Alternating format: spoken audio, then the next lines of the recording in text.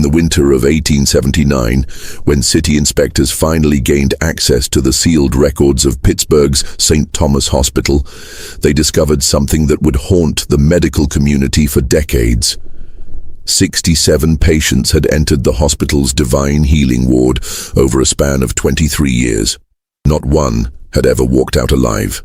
Every single death certificate bore the same peculiar notation, called by God during sacred treatment. But the true horror wasn't in the deaths themselves. It was in the meticulous documentation found hidden beneath the ward's chapel floorboards. Pages upon pages of detailed observations, measurements, and what appeared to be experimental procedures, all signed by three names: Dr. Charles Anderson, Sister Helen Murphy, and Chaplain Robert Walsh. The city buried the findings immediately, and by spring all three had vanished without a trace. Before we continue with the story of what really happened in that ward, this channel isn't for everyone, only for the bravest souls who dare to uncover the darkest secrets of American history. Few channels dare to tell the stories we tell here, the ones that reveal the horrifying truth behind closed doors. If you've made it this far, you're not like most people. Hit that subscribe button and join our community of true mystery seekers. And tell us in the comments, what state are you listening from? We want to know how far these dark American tales have traveled. The truth about St. Thomas Hospital's divine healing ward would challenge everything people believed about faith, medicine, and human decency in 19th century America. Pittsburgh in 1856 was a city of contradictions. The steel mills belched black smoke into the sky while church bells rang out across neighborhoods where German immigrants, Irish Catholics, and Protestant Americans lived in an uneasy coexistence. The Industrial Revolution had brought prosperity to some, but for the growing population of factory workers, miners, and their families, life was often short and brutal. Disease ran rampant through the cramped tenements, and medical care was a luxury few could afford. It was in this environment that Dr. Charles Anderson saw an opportunity. A graduate of Jefferson Medical College in Philadelphia, Anderson had returned to his native Pittsburgh with ambitious plans. Unlike other physicians who served either the wealthy elite or catered to the poor through charity, Anderson envisioned something revolutionary, a hospital that would combine the latest medical knowledge with the healing power of faith. He believed that divine intervention could work hand in hand with scientific medicine to achieve miraculous results. Anderson was a man of striking appearance, tall and lean, with penetrating gray eyes and prematurely silver hair that lent him an air of distinguished authority. He spoke with the fervor of a preacher and the precision of a scientist. His vision attracted two key allies who would become his partners in what would later be called the most sophisticated medical deception in Pennsylvania's history. Sister Helen Murphy had arrived in Pittsburgh from County Cork in 1848, part of the wave of Irish immigrants fleeing the potato famine. Unlike many of her countrymen who found work in the mills, Murphy had secured a position at Mercy Hospital, where her natural compassion and quick intelligence had made her one of the most trusted nurses in the city. She was a woman of deep faith, but also of practical wisdom. She understood that suffering was a daily reality for Pittsburgh's working class, and she genuinely wanted to help alleviate it. Chaplain Robert Walsh represented the third pillar of Anderson's vision. A Methodist minister who had served congregations from Philadelphia to the Ohio frontier, Walsh had a reputation for powerful sermons and an almost hypnotic ability to comfort the dying.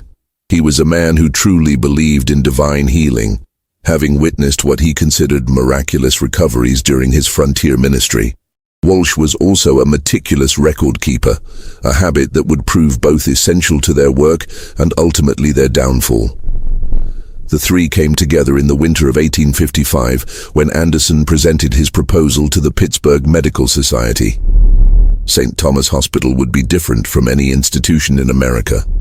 It would have a standard medical wing for conventional treatments, but its centerpiece would be the Divine Healing Ward, a specialized unit where patients with terminal illnesses would receive blessed medical care, combining prayer, faith, and advanced medical techniques. The proposal was controversial. Orthodox physicians dismissed it as quackery, while many clergy worried about the mixing of sacred and secular healing. But Anderson had done his homework. He had studied the success of similar institutions in Europe, particularly in Germany, where some hospitals had begun experimenting with what they called holistic healing. He presented compelling statistics and testimonials from European colleagues who claimed remarkable success rates. More importantly, Anderson had secured financial backing from several prominent Pittsburgh families who had lost loved ones to diseases that conventional medicine couldn't cure. The Carnegies, who had lost a young daughter to consumption, were particularly generous. The Mellons, devastated by the loss of their eldest son to typhoid fever, saw Anderson's vision as a way to prevent other families from experiencing their grief. By spring of 1856, St. Thomas Hospital had been built on a wooded hill overlooking the Allegheny River. The main building was constructed of local sandstone, with large windows designed to let in healing light. The Divine Healing Ward occupied the entire third floor, with its own chapel, dedicated nursing station, and what Anderson called observation rooms for the most critical cases. The hospital's opening was celebrated throughout the city. Anderson had carefully cultivated relationships with journalists, clergy, and civic leaders. The Pittsburgh Gazette ran a series of articles praising the innovative approach to healing. Local ministers, despite their initial skepticism, had been won over by Walsh's eloquent explanations of how prayer and medicine could work together in God's service. But from the very beginning, there were aspects of the Divine Healing Ward that remained hidden from public view. The observation rooms were accessible only to Anderson, Murphy, and Walsh. The ward's medical supplies were ordered separately from the main hospital, and the records were kept in a private filing system that no one else was allowed to examine. Most unusually, families of patients in the Divine Healing Ward were required to sign extensive legal documents that granted the hospital complete authority over treatment decisions and prohibited them from visiting during sacred healing periods. These restrictions were explained as necessary for maintaining the spiritual environment required for divine healing. Families were told that worldly concerns and emotional attachments could interfere with God's work. They were assured that their loved ones were receiving the most advanced care available, guided by both medical expertise and divine wisdom. The ward's first patient was Margaret O'Brien, a seamstress from the Irish district who had been diagnosed with advanced consumption. She was 34 years old, the mother of 3 young children, and had been given less than a month to live by her previous doctor. Her husband Patrick, a steelworker, had spent his family's savings on medical bills with no improvement in his wife's condition. When he heard about the Divine Healing Ward, he saw it as Margaret's only hope. Margaret was admitted on June 15, 1856, with great ceremony. Anderson examined her personally, while Walsh led the family in prayer, and Murphy assured them that Margaret would receive round-the-clock care. The family was told that the healing process would require complete spiritual focus, and that visits would be limited to prevent disruption of the divine work being done. What actually happened to Margaret O'Brien in those first days would not be discovered for over 2 decades. But according to the hidden records later found beneath the chapel floor, her treatment began immediately upon her admission, and it bore no resemblance to anything that could be called healing. The morning of June 22, 1856, began like any other in the Divine Healing Ward, with prayers at sunrise and the gentle sound of hymns echoing through the corridors. But by evening, something had changed forever in the 3rd floor of St. Thomas Hospital. Margaret O'Brien, who had been admitted with consumption just 1 week earlier, was found dead in her bed during the morning rounds. The official cause of death was listed as respiratory failure due to advanced consumption, occurred during divine healing prayer. But the circumstances surrounding her death would establish a pattern that would repeat 66 more times over the next 23 years. Sister Murphy discovered the body at 6:30 a.m. as she made her usual rounds with morning medications. Margaret lay peacefully in bed, her hands folded as if in prayer, her face bearing an expression of what Murphy would later describe to grieving families as divine serenity. There were no signs of struggle, no indication of pain or distress. It was, Murphy told Patrick O'Brien when he arrived that afternoon, exactly what one would expect from a soul called home to God. But what Patrick O'Brien wasn't told was that Margaret had been moved to one of the observation rooms 3 days earlier. These rooms, located at the far end of the ward, were accessible only through a corridor that required a special key held by Anderson, Murphy, and Walsh. The rooms were soundproofed, supposedly to provide absolute quiet for prayer and meditation. They contained not just beds, but also what Anderson called therapeutic apparatus, devices that he claimed could measure the spiritual energy of healing prayer. The hidden records would later reveal that Margaret's treatment in the observation room had been unlike anything practiced in conventional medicine. Detailed measurements of her pulse, temperature, and breathing patterns were taken every 2 hours. She was given experimental medications that Anderson had acquired through correspondence with European physicians. Most disturbing of all, the records contained precise observations of how her body responded to different substances, including several that were known to be toxic in large doses. The entry for June 21, 1856, written in Anderson's meticulous handwriting, read, "Subject MO, showing expected respiratory depression following administration of preparation number 7, pulse weak but regular. Notable absence of pain response. Recommend continued observation through night cycle, RW, to maintain vigil and document any changes." When Patrick O'Brien arrived the next afternoon, he found his wife laid out in the ward's main room, dressed in a clean white gown and surrounded by flowers. Anderson met him with solemn dignity, explaining that Margaret had passed peacefully in her sleep after a night of particularly intense prayer. Walsh stood beside him, offering scriptural comfort about the divine plan and the blessed nature of those called home during sacred healing. The family was told that Margaret's body had been prepared for burial according to the hospital's spiritual protocols. She had been bathed in blessed water and dressed in garments that had been prayed over by the hospital's clergy. This preparation, they were told, was part of the hospital's commitment to honoring the divine nature of the healing process, even when God chose to call a soul home rather than restore it to earthly health. What the family didn't know was that Margaret's body had been the subject of an extensive post-mortem examination in the hospital's basement. The records described in clinical detail the effects of the experimental medications on her organs, the progression of her disease, and the exact mechanism of her death. These findings were carefully documented and added to what Anderson called his research files. The funeral was held at St. Patrick's Church, with Walsh delivering a moving eulogy about Margaret's faith and the mysterious ways of divine healing. The community mourned the loss of a young mother, but they also celebrated what they saw as the hospital's compassionate attempt to provide hope where conventional medicine had failed. Donations poured in from families who had been touched by the hospital's mission, and several other terminal patients requested admission to the divine healing ward. But not everyone was convinced by the official story. Dr.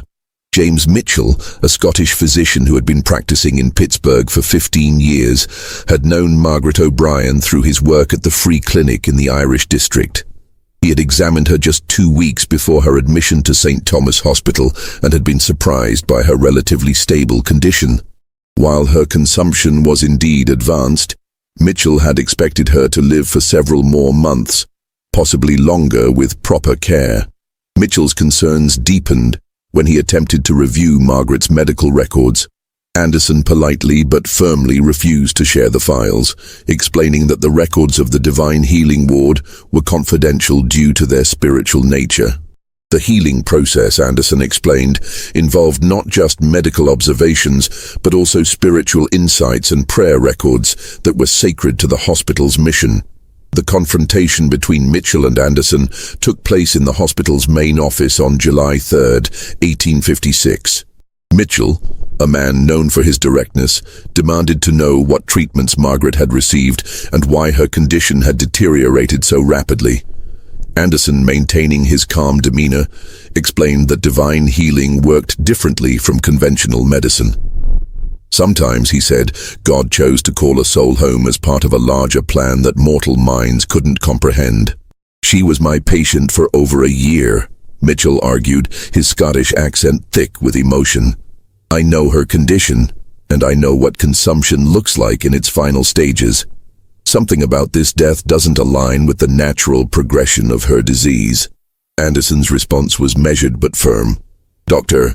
Mitchell, I understand your concern, but you must remember that we are dealing with forces beyond conventional medical understanding. The Divine Healing Ward operates according to principles that combine medical science with spiritual intervention. The results cannot always be explained by purely secular medicine. Sister Murphy, who had been present for the conversation, added her own observations. I was with Margaret in her final hours, she said softly. She was at peace, Doctor. She spoke of visions of her mother calling her home. It was beautiful in its way. Sometimes the most merciful healing is the one that ends suffering by bringing a soul to eternal rest. Mitchell left the hospital that day with more questions than answers. He spoke privately with several other physicians in the city, but none were willing to challenge Anderson's methods publicly. The Divine Healing Ward was popular with the community, and Anderson's reputation as an innovative physician was well established. More importantly, the hospital was providing a service that no other institution offered: hope for families facing terminal illness. The second death occurred just 6 weeks later. Thomas Brennan, a coal miner who had been admitted with what appeared to be advanced lung disease, was found dead in his bed after 12 days in the Divine Healing Ward. Like Margaret O'Brien, he had spent his final days in one of the observation rooms, receiving what Anderson called intensive spiritual therapy. The pattern was becoming established, though no one outside the inner circle recognized it yet. Patients would be admitted to the Divine Healing Ward with great hope and ceremony. They would receive initial treatment in the main ward, with their families allowed brief visits. Then, as their condition allegedly worsened, they would be moved to the observation rooms for more intensive care. Within days, they would be found dead, always peacefully, always with the same expression of divine serenity. The hidden records showed a different story. Each patient had been subjected to experimental treatments, their responses carefully documented, their bodies examined after death. Anderson, Murphy, and Walsh were building a comprehensive database of human responses to various substances and procedures, all under the guise of divine healing. By the end of 1856, 5 patients had died in the Divine Healing Ward. The hospital's public reputation remained sterling, but a small group of physicians and clergy in Pittsburgh were beginning to whisper questions about the ward's unusually high mortality rate. These questions would grow louder in the years to come, but they would never be loud enough to penetrate the wall of respectability that Anderson had built around his operation. The years following those first deaths brought subtle changes to St. Thomas Hospital that only the most observant visitors might have noticed. The Divine Healing Ward's procedures became more refined, its privacy more absolute, and its reputation among Pittsburgh's desperate families more revered. By 1858, there was a waiting list for admission to the ward, with families traveling from as far as Ohio and West Virginia seeking the specialized care that only Dr. Anderson and his team could provide. The hospital's success had attracted attention from medical journals in Philadelphia and New York.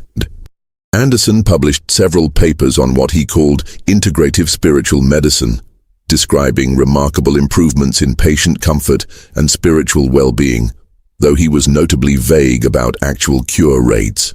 His writing was eloquent and persuasive, filled with references to European medical advances and philosophical discussions about the connection between soul and body in the healing process.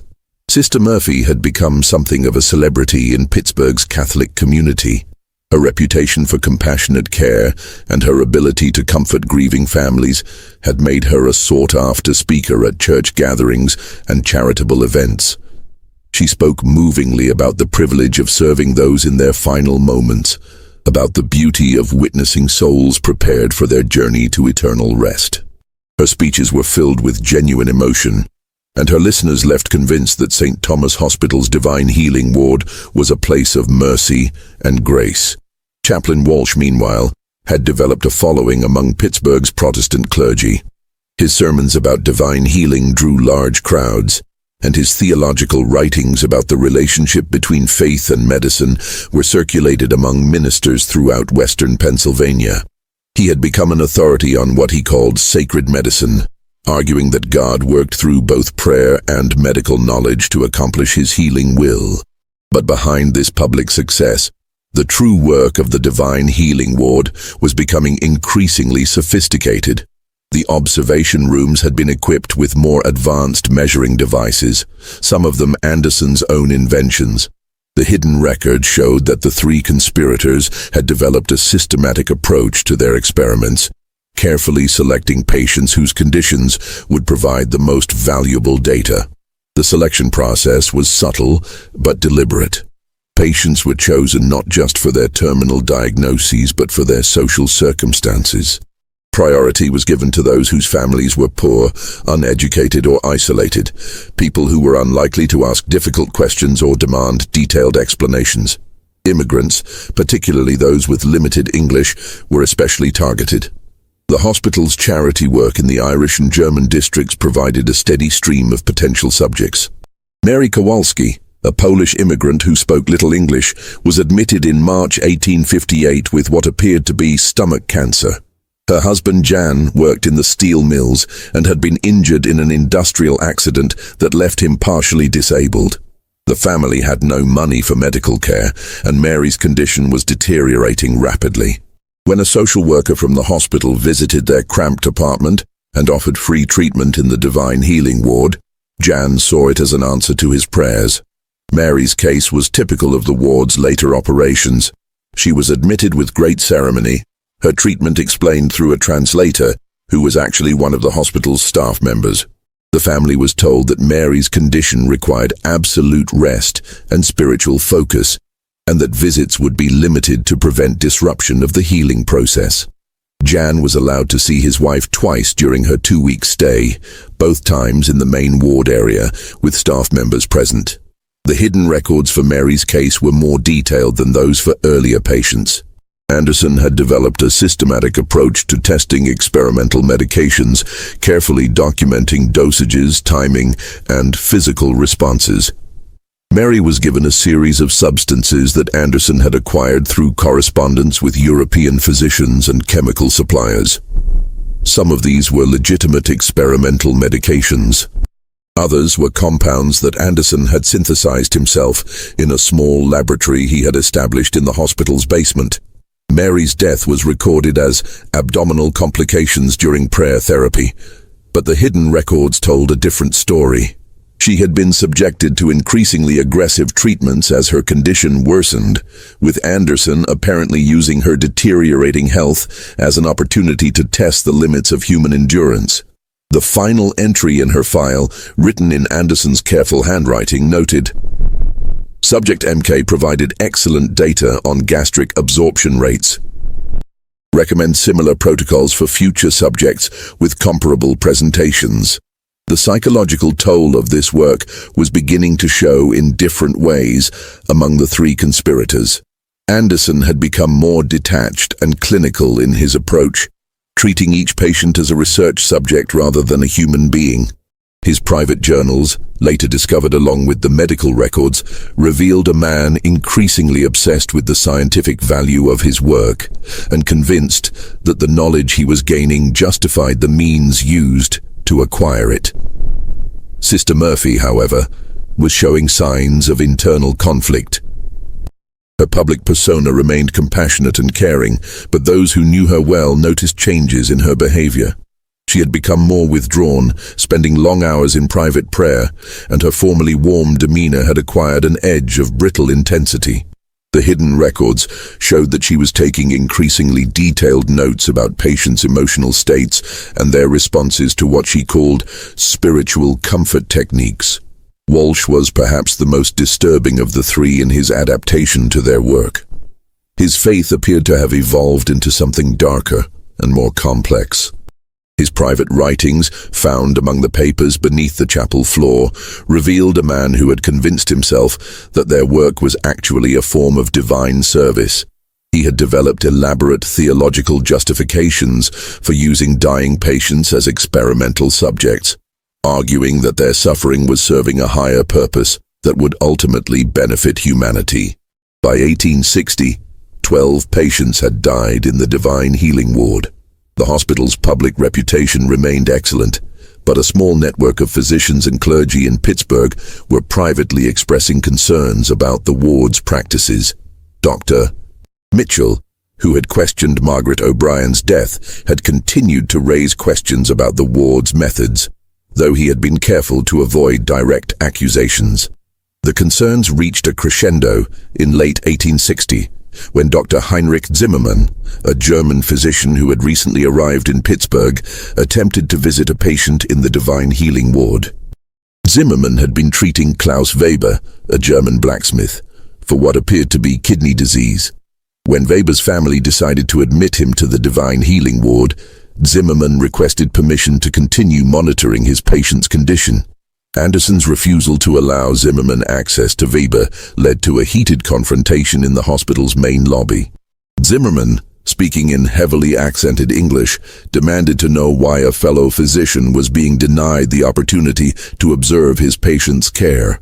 Anderson, maintaining his diplomatic composure, explained that the divine healing ward operated according to specialized protocols that required absolute privacy and spiritual focus. "This is not medical practice," Zimmermann declared, his voice carrying throughout the lobby. "This is hiding behind religion to avoid scrutiny. I have been physician for 20 years, and I have never seen such secrecy in place of healing." The confrontation might have led to a formal investigation, but external events intervened. The Civil War erupted in 1861. And Pittsburgh's medical community was consumed with treating wounded soldiers and dealing with the massive disruption to civilian life. Dr. Zimmermann enlisted as a military surgeon and left the city, taking his concerns about the divine healing ward with him. The war years provided perfect cover for the ward's operations. The hospital's main floors were converted to treat wounded soldiers, and the divine healing ward was presented as a specialized facility for civilians with conditions that couldn't be treated in the military wards. The chaos of wartime made it easy to maintain the secrecy that Anderson, Murphy, and Walsh required for their work, but the war also brought new opportunities.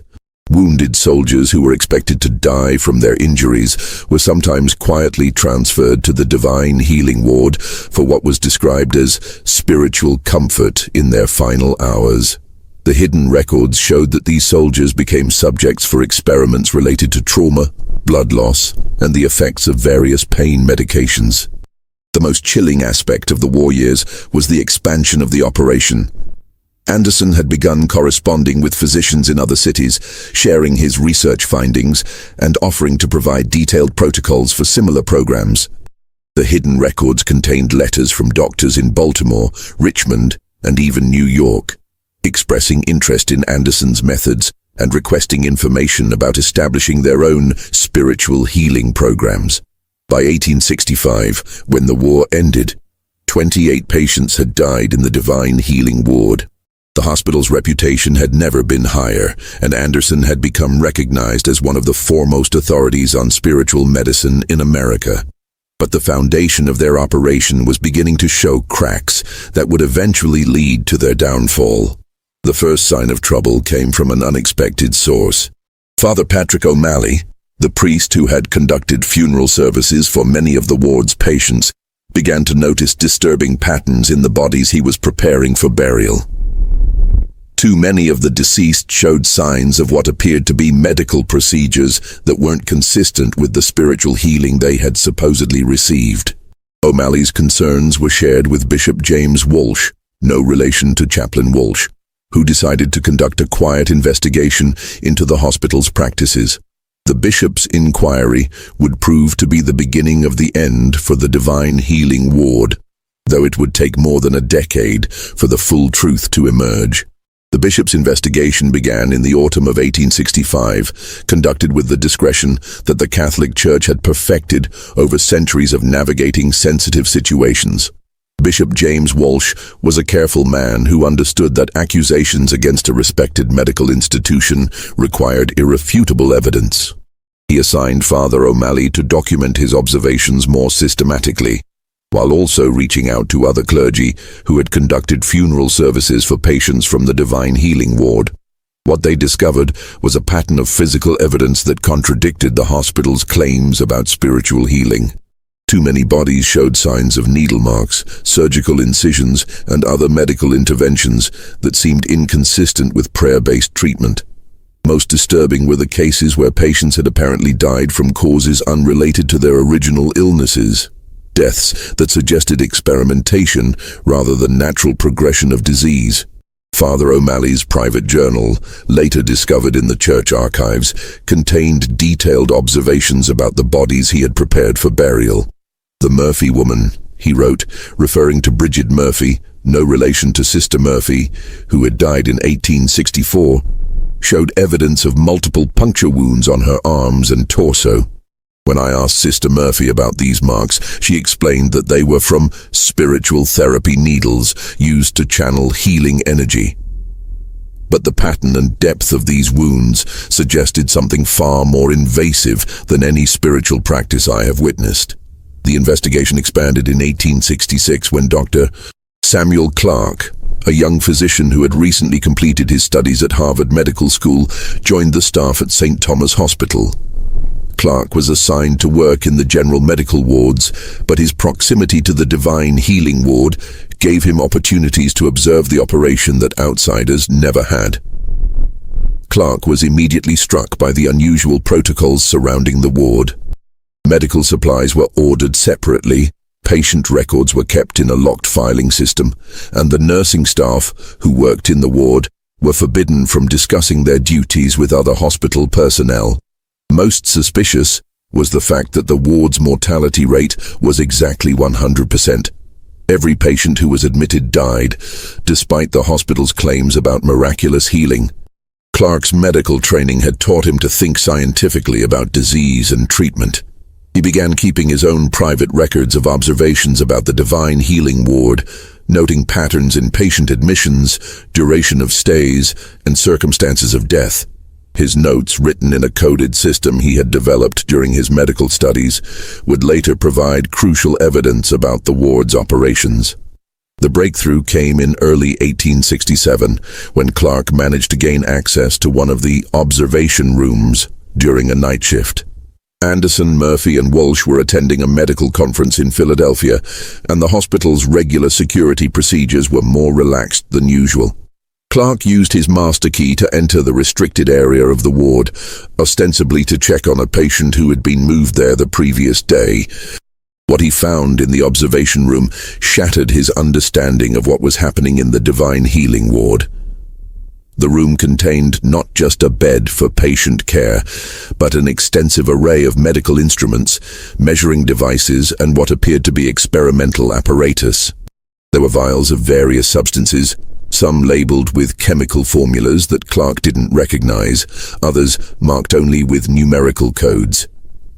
The patient in the room was Thomas Kowalski, a Polish immigrant who had been admitted with what appeared to be tuberculosis. But the man Clark found was barely conscious, showing signs of severe drug intoxication. His breathing was labored, his pulse was weak and irregular, and his skin showed evidence of multiple injections. A detailed chart at the foot of his bed documented hourly measurements of his vital signs, along with notes about his responses to various treatments. Clark's medical training told him that Thomas Kowalski was dying not from tuberculosis, but from systematic poisoning. The substances being administered to him were not healing medications, but experimental compounds that were destroying his body's ability to function.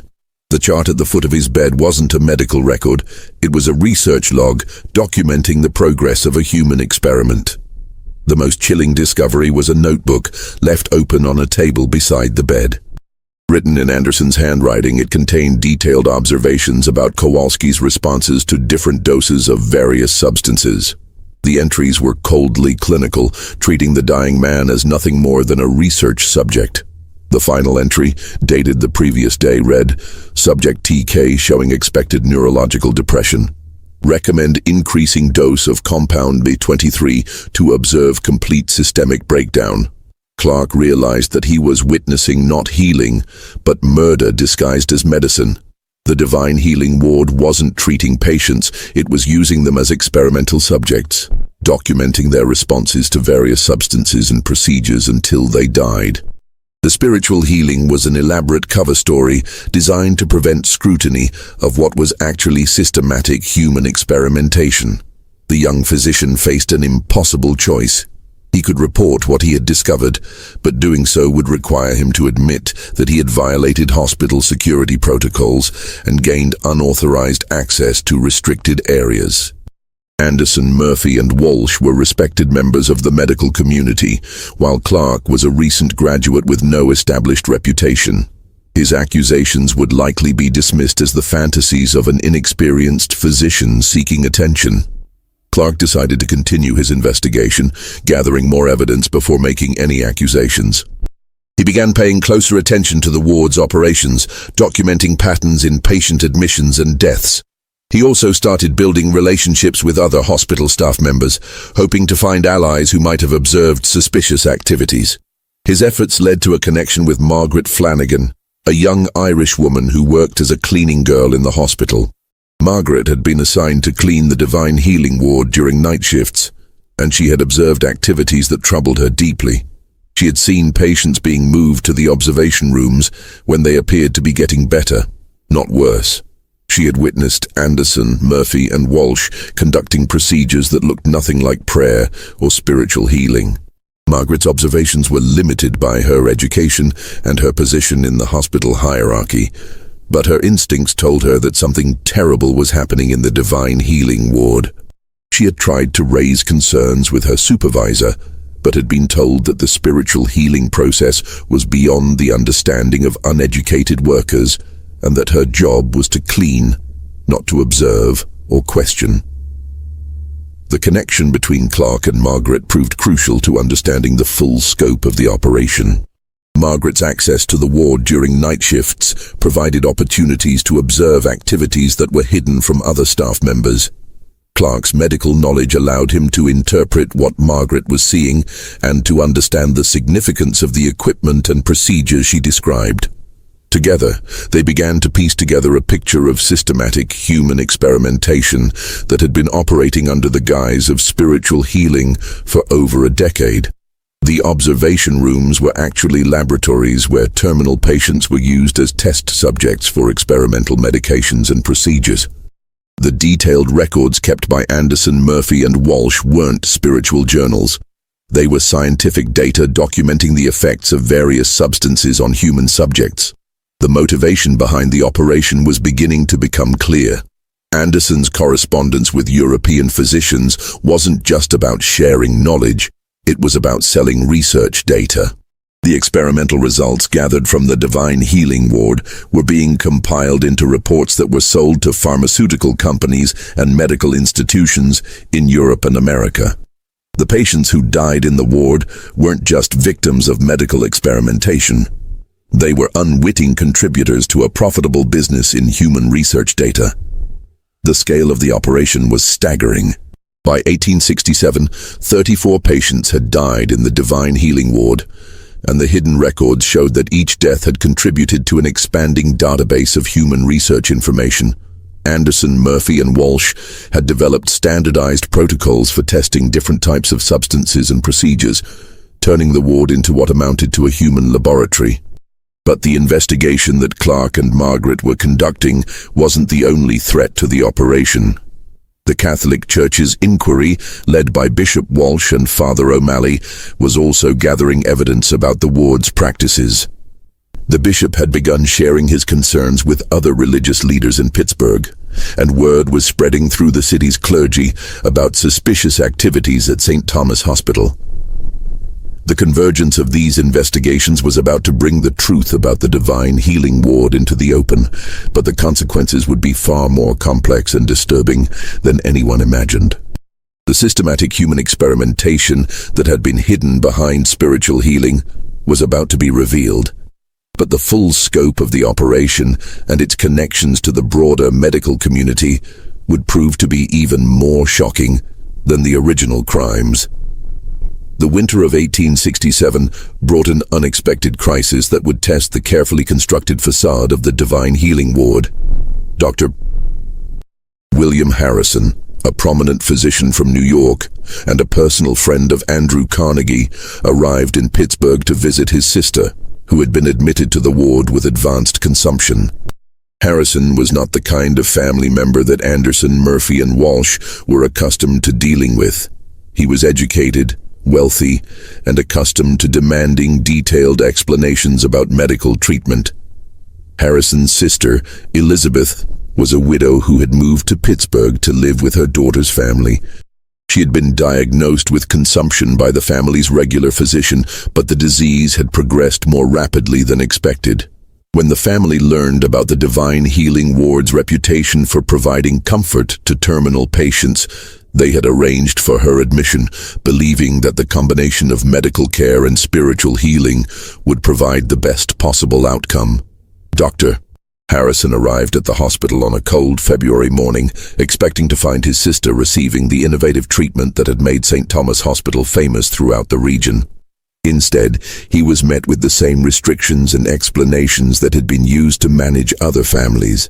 Elizabeth was in a critical phase of treatment that required absolute privacy and spiritual focus, and visits were limited to prevent disruption of the healing process. Harrison's medical training and professional status made him far more challenging to manage than the typical family member. He demanded detailed information about his sister's treatment, asked pointed questions about the ward's protocols, and insisted on speaking with the physicians responsible for her care. Anderson met with him personally, but the conversation went badly from the start. "Dr. Anderson, I appreciate your hospital's reputation for innovative treatment," Harrison began, his tone professional but firm. "However, I am concerned about the restrictions you've placed on family visits. In my experience, family support is crucial for patient recovery, particularly in cases of advanced consumption." Anderson's response was polished but evasive. "Dr. Harrison, I understand your concern as both a physician and a family member. However, the Divine Healing Ward operates according to specialized protocols that have been developed over many years of experience. The combination of medical treatment and spiritual healing requires an environment of complete tranquility and focus." "I'm not questioning your methods," Harrison replied, "but I would like to understand them better. What specific treatments is my sister receiving? What medications are being administered? What is the expected timeline for her recovery?" The questions struck at the heart of the deception that had protected the ward for over a decade. Anderson found himself unable to provide the detailed medical information that Harrison was requesting without revealing the true nature of the treatments being administered. His responses became increasingly vague and defensive, raising Harrison's suspicions about the ward's operations. The confrontation escalated when Harrison demanded to see his sister immediately, regardless of the hospital's protocols. Anderson refused, explaining that Elizabeth was in a critical phase of treatment that could not be interrupted. Harrison threatened to remove his sister from the hospital and transfer her to a facility in New York, where she could receive conventional medical treatment. The crisis forced Anderson to make a dangerous decision. Rather than risk having Harrison remove his sister and potentially expose the ward's methods to outside scrutiny, he decided to allow a carefully managed visit.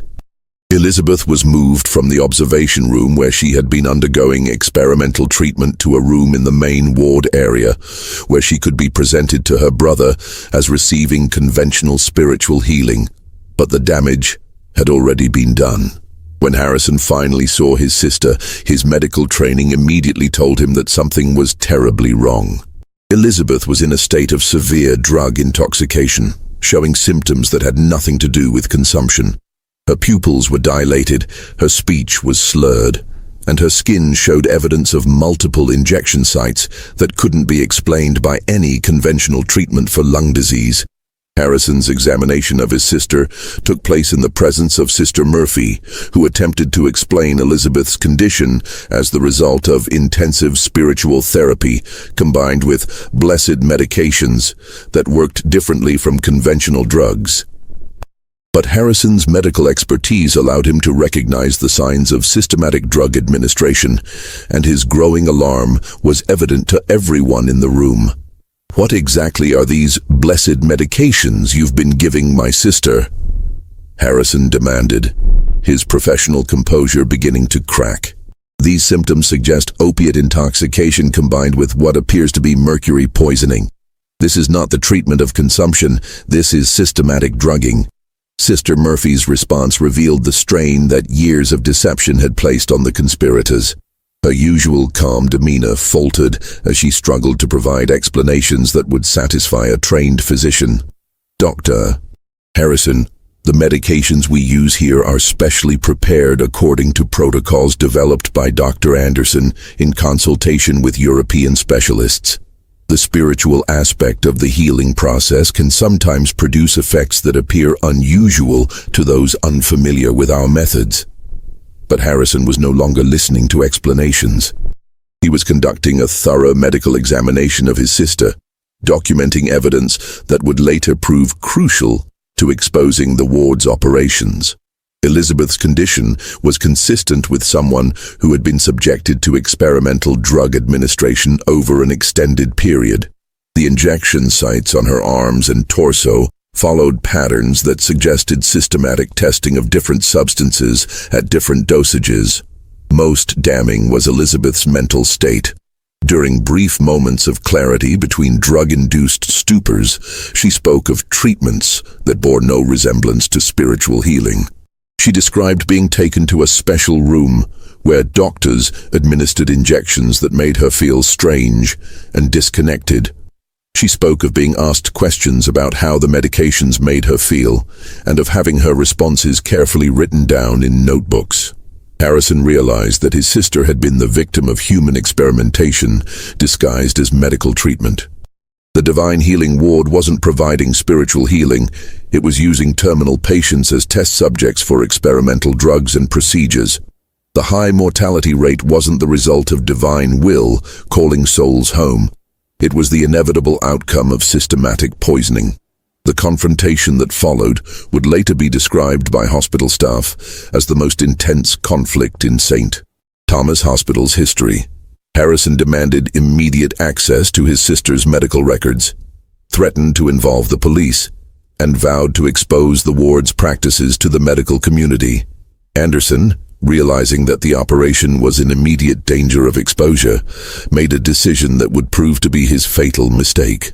Instead of allowing Harrison to remove his sister and potentially exposing the operation to outside scrutiny, Anderson decided to silence the threat permanently. Elizabeth Harrison died that night, officially from respiratory failure due to advanced consumption. But the hidden records would later reveal that she had been given a massive dose of a substance that Anderson had been testing for its effects on the respiratory system. Harrison's grief was compounded by his certainty that his sister had been murdered. He demanded an autopsy, but Anderson's influence with the city's medical examiner ensured that the request was denied.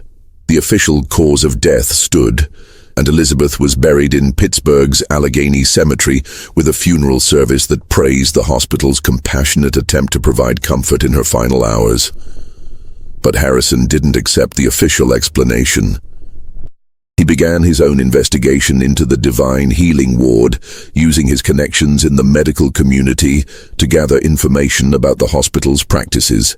His inquiries reached Dr. Clark, who had been conducting his own secret investigation, and the two physicians began sharing their concerns about the ward's operations.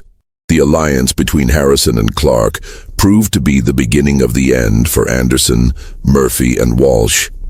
Harrison's medical expertise and professional connections provided credibility for Clark's observations, while Clark's position within the hospital gave him access to information that Harrison couldn't obtain as an outsider. Together, They began building a case that would eventually expose the full scope of the operation. Meanwhile, the Catholic Church's investigation was also intensifying. Bishop Walsh had shared his concerns with the Archbishop of Philadelphia, who had begun his own inquiry into the hospital's practices. The Church's investigation was proceeding cautiously, but the evidence being gathered by Father O'Malley was becoming increasingly difficult to ignore. The convergence of these investigations created a dangerous situation for the Divine Healing Ward.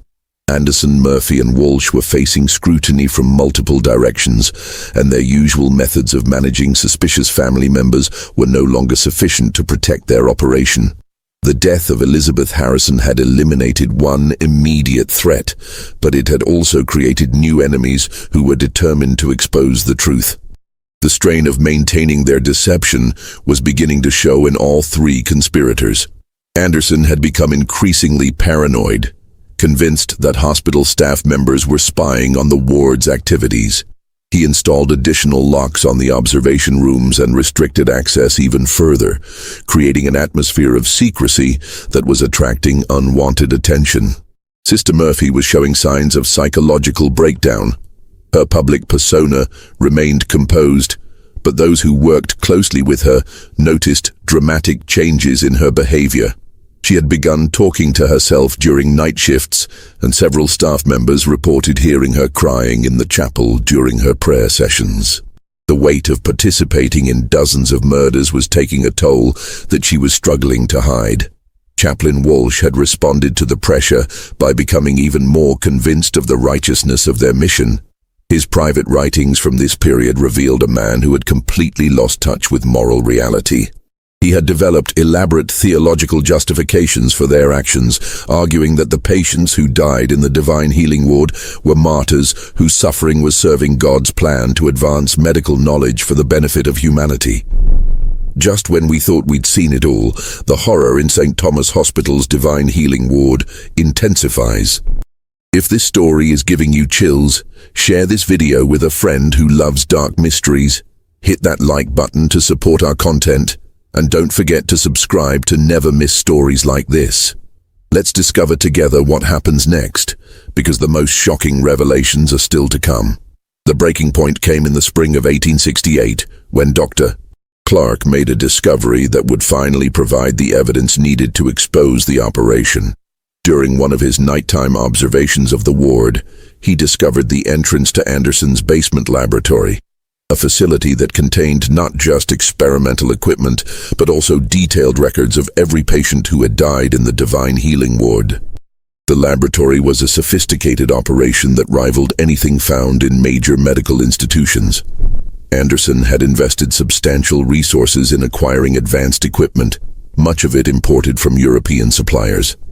There were devices for measuring physiological responses, apparatus for synthesizing chemical compounds, and an extensive library of medical texts and journals that dealt with experimental pharmacology. But the most damning evidence was found in Anderson's research files. Detailed records of every experiment conducted in the Divine Healing Ward were meticulously documented, including precise descriptions of the substances administered, the physiological responses observed, and the exact cause of death in each case. The files revealed that the operation had been far more systematic and extensive than anyone had imagined. The records showed that Anderson had been in correspondence with pharmaceutical companies and medical institutions throughout Europe and America, selling detailed reports on human responses to experimental drugs. The patients who died in the Divine Healing Ward had unwittingly contributed to a database of human research information that was being used to develop new medications and treatments. Their deaths had been profitable as well as scientifically valuable. Most shocking was the discovery that the operation extended beyond St. Thomas Hospital. Anderson's correspondence revealed that he had been providing protocols and guidance to physicians in other cities who were interested in establishing similar programs. The Divine Healing Ward wasn't an isolated case of medical experimentation. It was part of a network of institutions that were using terminal patients as research subjects under the guise of spiritual healing. The final confrontation began on the night of October 15, 1868. when Dr. Clark made a discovery that would bring 23 years of systematic murder to light. While conducting his usual surveillance of the Divine Healing Ward, he witnessed Anderson, Murphy, and Walsh moving what appeared to be a large wooden crate from the basement laboratory to a waiting carriage outside the hospital's rear entrance. The crate was heavy enough to require all three of them to carry it, and they handled it with the careful precision of people moving something extremely valuable. Clark followed the carriage through Pittsburgh's darkened streets, maintaining enough distance to avoid detection while keeping the vehicle in sight. The carriage traveled through the city's industrial district, past the steel mills and factories that belched smoke into the night sky, finally stopping at a warehouse near the Ohio River. What Clark witnessed there would haunt him for the rest of his life. Inside the warehouse, Anderson's operation revealed its true scope. The building contained not just storage space, but a sophisticated laboratory that dwarfed the facility beneath the hospital. There were dozens of specimen jars containing what appeared to be human organs, extensive chemical apparatus, and filing cabinets filled with research documents. Most horrifying were the bodies, dozens of them, preserved in various states for what was clearly ongoing anatomical study. Clark realized that the patients who died in the Divine Healing Ward hadn't simply been murdered for experimental purposes. Their bodies had been systematically harvested for organs and tissue samples that were being sold to medical institutions throughout the country. The operation wasn't just about testing experimental drugs. It was a comprehensive human research program that treated patients as raw material for scientific study. The confrontation began when Clark attempted to leave the warehouse and accidentally knocked over a chemical apparatus. The sound alerted Anderson, Murphy, and Walsh to his presence, and they found him attempting to escape through a rear door. The three conspirators realized that their operation had been discovered by someone who understood exactly what he was seeing. "Dr. Clark," Anderson said, his voice carrying the same calm authority that had convinced hundreds of families to entrust their loved ones to his care. "I'm surprised to find you here. This is a private research facility, not open to unauthorized visitors." Clark's response revealed the full extent of his investigation. "I know what you've been doing, Anderson. I've seen the laboratory beneath the hospital, I've read the research files, and I know about the patients you've murdered. This operation ends tonight." The conversation that followed was recorded in Clark's private journal, written immediately after the events at the warehouse.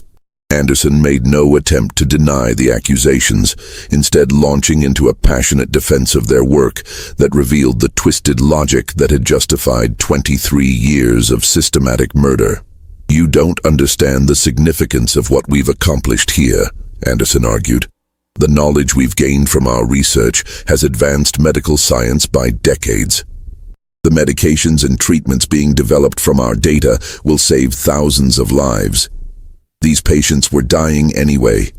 We simply ensured that their deaths served a greater purpose." Sister Murphy's response was even more chilling. "Those people came to us seeking spiritual healing, and they found it. We provided them with the ultimate healing, release from earthly suffering, and the privilege of contributing to God's plan for advancing human knowledge. Their sacrifice was beautiful in its way." Chaplain Walsh offered the most disturbing justification of all. "The divine plan works through human instruments, Dr. Clark. We were chosen to conduct this sacred work, to gather the knowledge that God intends for humanity to possess. Every patient who died in our care was a willing participant in a holy mission that transcends earthly understanding." Clark realized that he was dealing with three people who had completely lost touch with moral reality. Years of justifying murder as medical research and spiritual service had created a psychological framework that allowed them to view their victims as willing participants in a noble cause. They genuinely believed that they were serving both science and God through their systematic killing. The confrontation escalated when Clark attempted to leave the warehouse to report his discoveries to the authorities. Anderson, realizing that exposure was inevitable, made the decision that would finally bring their operation to light. Instead of attempting to silence Clark, he chose to destroy the evidence that could be used against them. Anderson began systematically destroying the research files, pouring chemical accelerants over the documents and specimens that represented decades of work. The fire that resulted would not only destroy the evidence, but would also alert the Pittsburgh Fire Department and police to the existence of the warehouse and its contents. But Anderson had made a fatal miscalculation. In his haste to destroy the evidence, he had forgotten about the research files hidden beneath the chapel floor at St. Thomas Hospital. Those documents, along with the laboratory equipment in the hospital's basement, would provide all the evidence needed to expose the full scope of their operation. The warehouse fire brought investigators to the scene within hours. What they found in the partially destroyed facility was enough to launch a comprehensive investigation into St. Thomas Hospital and the Divine Healing Ward. The preserved bodies, the research equipment, and the partially burned documents told a story of systematic human experimentation that shocked even experienced investigators. Dr. Harrison, who had been contacted by Clark earlier that evening, arrived at the warehouse as the investigation was beginning. The evidence he found there confirmed his worst suspicions about his sister's death and provided the proof he needed to expose the operation to the medical community and the press. The investigation that followed would reveal the true scope of the Divine Healing Ward's operations. 67 patients had died over 23 years, each one the victim of systematic experimentation that had been hidden behind the facade of spiritual healing.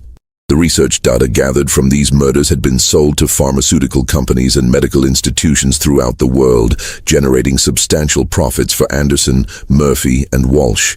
But the most shocking revelation was still to come. The investigation would uncover evidence that the operation extended far beyond St. Thomas Hospital, involving a network of physicians and institutions that had been conducting similar experiments under various covers throughout the United States and Europe. The Divine Healing Ward wasn't an isolated case of medical evil. It was part of a systematic program of human experimentation that had been operating for decades. The dawn of October 16, 1868, brought an end to one of the most horrific medical deceptions in American history, but it also revealed the true scope of the evil that had been hidden behind the Divine Healing Ward's facade of spiritual healing. As Pittsburgh police and federal investigators combed through the evidence found at the warehouse and the hospital, the full magnitude of Anderson, Murphy, and Walsh's crimes became clear. The hidden research files discovered beneath the chapel floor contained meticulous documentation of every patient who had died in the Divine Healing Ward. Each file included detailed medical histories, experimental protocols, physiological observations, and post-mortem findings. The records revealed that the 67 deaths weren't random murders, but part of a systematic research program designed to test the limits of human endurance and gather data on experimental medications and procedures. Most damning were the financial records that showed the operation's true motivation. Anderson had been selling research reports to pharmaceutical companies in Germany, France, and England, earning substantial sums for detailed documentation of human responses to experimental drugs. The patients who died in the Divine Healing Ward had unknowingly contributed to the development of medications that would be used throughout the world, their suffering transformed into profit for their killers. The investigation also revealed the sophisticated network that had supported the operation. Anderson had been corresponding with physicians in Baltimore, Richmond, New York, and even London, sharing protocols and providing guidance for establishing similar programs. The Divine Healing Ward wasn't an isolated case of medical experimentation. It was the flagship operation of a larger network that had been conducting human research under various covers throughout the medical world. Sister Murphy was found dead in her quarters at the hospital on the morning of October 17th, apparently having taken her own life with the same substances that had been used to kill patients in the Divine Healing Ward. Her suicide note, written in her careful handwriting, revealed the psychological toll that years of participating in systematic murder had taken on her conscience.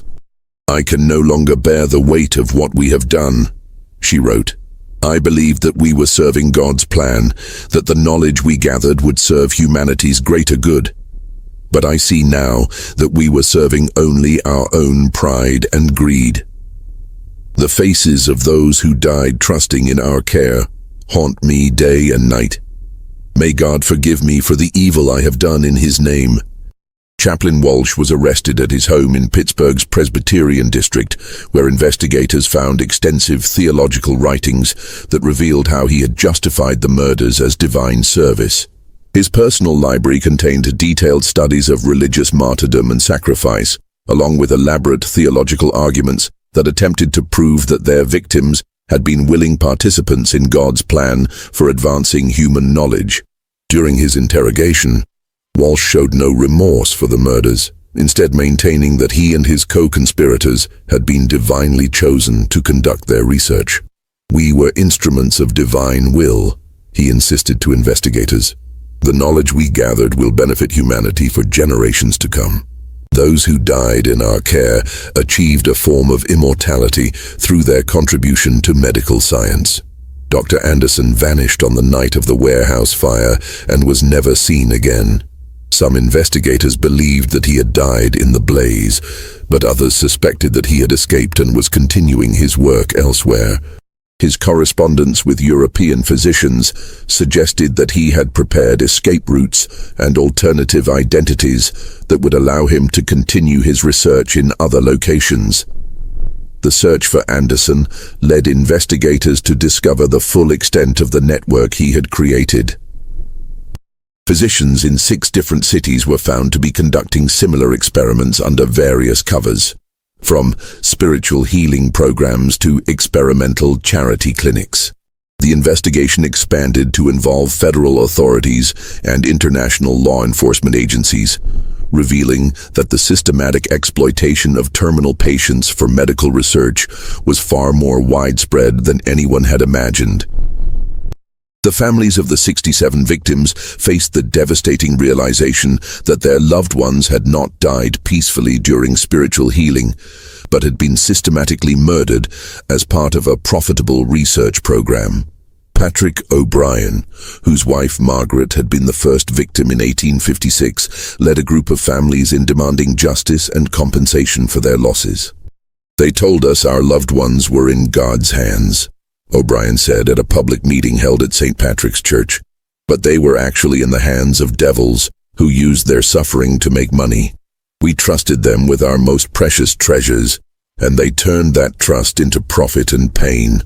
The legal proceedings that followed were complex and lengthy. Chaplain Walsh was convicted of multiple counts of murder and sentenced to life imprisonment, though he died in his cell just 2 years later, apparently from natural causes. The physicians who had been part of Anderson's network faced various charges, with some fleeing the country before they could be arrested. The pharmaceutical companies and medical institutions that had purchased research data from Anderson's operation faced civil lawsuits and public condemnation, though many argued that they had been unaware of how the data was obtained. The legal battles continued for years, with some families eventually receiving financial settlements, though no amount of money could compensate for the horror their loved ones had endured. St. Thomas Hospital was closed permanently in December 1868, its reputation destroyed by the revelations about the divine healing ward. The building was eventually sold to the city of Pittsburgh and converted into offices for municipal services, though many residents believed that the structure should be demolished entirely. The chapel where the research files had been hidden was sealed, and the basement laboratory was filled with concrete to prevent anyone from accessing the site where so much evil had been conducted. The broader impact of the Divine Healing Ward scandal extended far beyond Pittsburgh. Medical societies throughout the United States implemented new oversight procedures for experimental treatments, and several states passed laws requiring detailed documentation and approval for any research involving human subjects. The scandal also led to increased scrutiny of spiritual healing programs and other alternative medical treatments that claim to combine faith and science. The Catholic Church's investigation, led by Bishop Walsh and Father O'Malley, resulted in new guidelines for clergy involvement in medical treatment. The church issued a formal statement condemning the use of religious faith as a cover for medical experimentation and established procedures for investigating suspicious deaths that occurred during spiritual healing. Dr.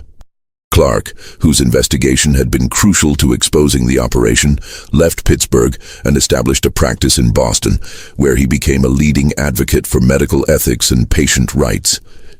His writings about the Divine Healing Ward scandal were published in medical journals throughout the world and helped establish the ethical frameworks that guide medical research today.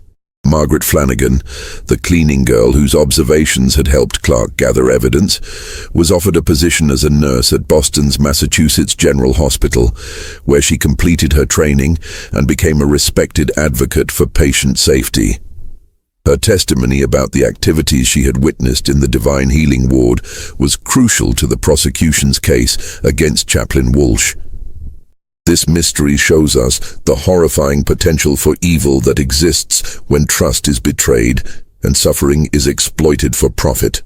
The Divine Healing Ward scandal revealed how easily respected institutions can hide systematic cruelty behind facades of compassion and service. It reminds us that vigilance and skepticism are necessary safeguards against those who would exploit the vulnerable for their own gain. The families who lost loved ones in the Divine Healing Ward never fully recovered from the betrayal of trust they experienced. They had entrusted their most precious treasures to people they believed were dedicated to healing and spiritual service, only to discover that their loved ones had been systematically murdered for profit. The psychological trauma of this revelation was in many ways worse than the original grief of losing a family member to terminal illness. Yet the scandal also demonstrated the power of persistence and courage in exposing evil.